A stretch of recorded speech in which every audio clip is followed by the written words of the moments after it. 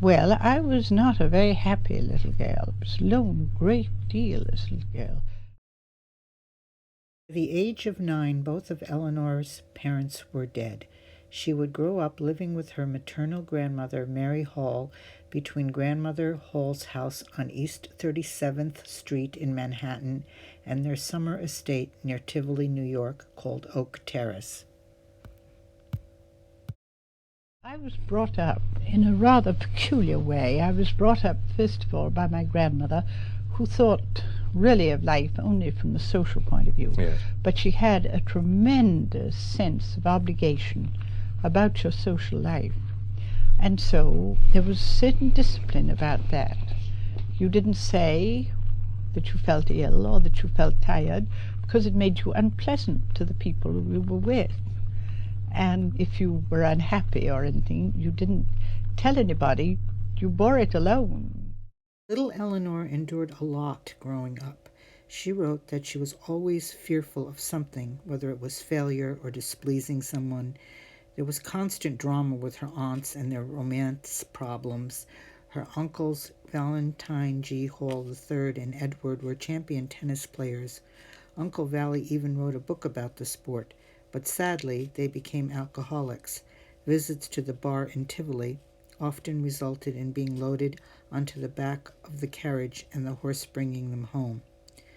Rules were strict about winter and summer clothes.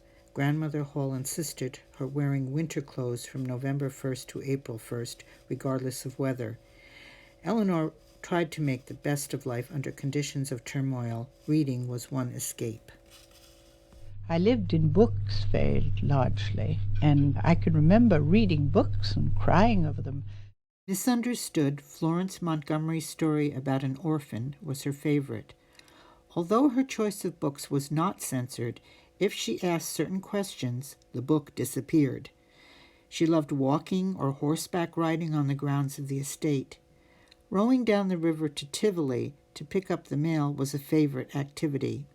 Sundays, she traveled with her family to St. Paul's Church. In the evening, the family gathered around the piano in the parlor, singing hymns, a memory that Eleanor would always cherish. This is Oak Terrace. It was built in 1872 by Eleanor Roosevelt's grandparents, Valentine G. Hall, Jr., and Mary Livingston Ludlow Hall. They built it as a summer place and would bring their children here every year. Eventually, Eleanor Roosevelt, as a little girl, would spend her summers here too. So let's go in and check it out. Inside this 14-room house, to the immediate left, is a parlor or reception room, and just beyond is the dining room with its striking fireplace. To the south of the dining room is the entrance to the library, a room Eleanor enjoyed exploring on a regular basis. We are looking at the west end of the library wing of the house. You can imagine young Eleanor walking through here on her way outside with a book she had chosen from the massive collection. We are about ready to go upstairs to see Mrs. Roosevelt's room.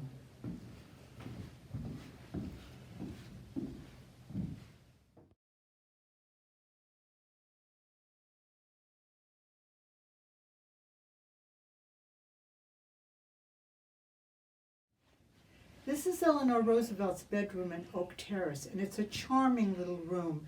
On each side are these lovely little window seats with a great view, and you can just imagine her sitting there and reading one of her favorite books. One of Eleanor's unhappy memories of life at Oak Terrace was the scary experience of having to go downstairs to the basement where supplies were kept when one of her aunts needed something in the middle of the night. But her fear of disappointing her aunt was greater than her fear of the dark, creepy, cavernous basement. The grounds then and now were beautiful, with the magnificent views of the Hudson River.